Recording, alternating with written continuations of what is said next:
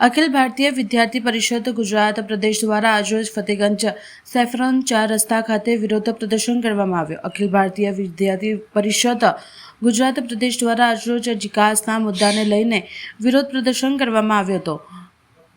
Pavilion ગ્રાઉન્ડથી વિરોધ પ્રદર્શન કાઢીને અખિલ ભારતીય વિદ્યાર્થી પરિષદના કાર્યકર્તાઓ સહિત ફતેગંજ સેફ્રોન 4 રસ્તા પાસે ભારે સૂચના કરવામાં આવ્યો હતો।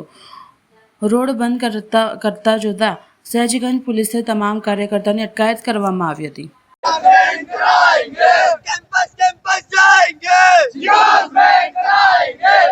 बोलो भारत माता की जय, बोलो भारत माता की जय।